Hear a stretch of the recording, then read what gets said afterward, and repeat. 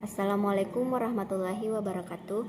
Di video ini saya akan menjelaskan materi tentang pengertian manajemen. Yang pertama, manajemen sebagai aktivitas manusia universal. Manajemen sebagai aktivitas manusia yang universal terjadi di setiap kali orang bertanggung jawab atas suatu aktivitas dan secara sadar mencoba untuk membentuk kemajuan dan hasilnya.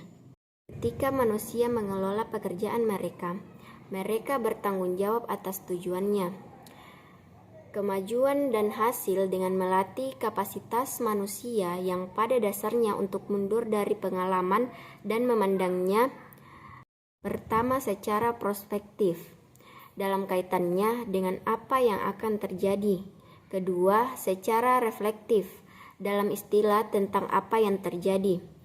Ketiga, secara retrospektif dalam hal apa yang telah terjadi. Dengan demikian, manajemen adalah ekspresi dari agen manusia, kapasitas secara aktif untuk membentuk dan mengarahkan dunia, bukan hanya bereaksi terhadapnya. Rosemary Stewart tahun 1967 mendefinisikan manajemen sebagai aktivitas menyelesaikan sesuatu dengan bantuan orang dan sumber daya lainnya.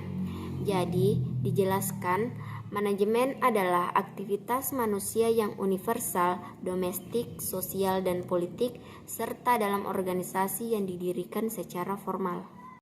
Manajer adalah seseorang yang menyelesaikan sesuatu dengan bantuan orang dan sumber daya lainnya. Sedangkan manajemen adalah aktivitas menyelesaikan sesuatu dengan bantuan orang dan sumber daya lainnya. Selanjutnya, manajemen sebagai peran yang berbeda. Tindakan manusia juga dapat memisahkan elemen manajemen, tugas dari elemen kerja sehingga menciptakan manajer yang pada tingkat tertentu terpisah dari mereka yang melakukan pekerjaan. Manajemen sebagai peran yang berbeda muncul ketika pihak eksternal seperti pemilik pribadi dari modal atau negara menguasai proses kerja yang digunakan seseorang untuk menyelesaikan dirinya sendiri. Pihak-pihak ini kemudian dapat mendikte apa yang harus dibuat, bagaimana membuatnya, dan di mana menjualnya.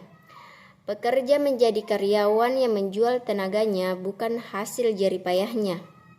Selama industrialisasi di ekonomi barat, pemilik pabrik mengambil kendali atas sarana fisik dan finansial dari produksi. Mereka juga berusaha mengendalikan waktu, perilaku, dan keterampilan mereka yang sekarang karyawan daripada pekerja otonom. Evolusi yang sama terjadi ketika seseorang memulai suatu perusahaan.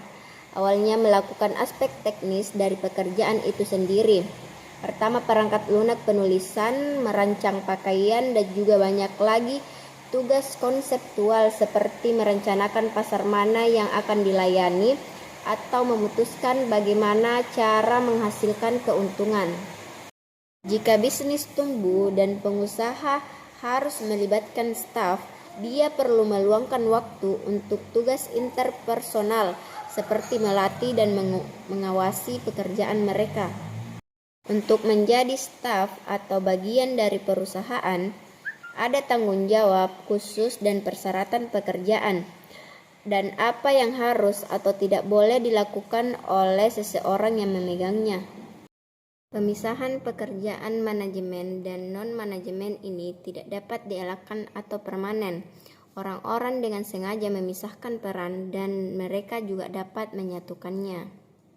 Manajemen bukanlah hak istimewa eksklusif atau tanggungan khusus kepala atau anggota senior suatu bisnis.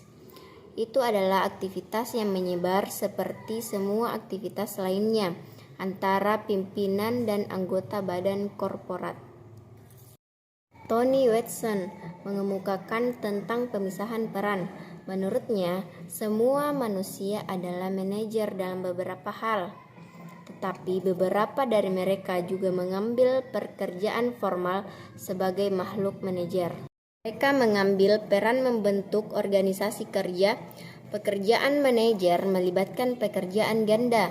Tugasnya mengelola orang lain dan mengelola diri sendiri. Tetapi gagasan tentang manajer menjadi orang yang terpisah dari dikelola di jantung pemikiran manajemen tradisional, melemahkan kapasitas untuk menangani ini.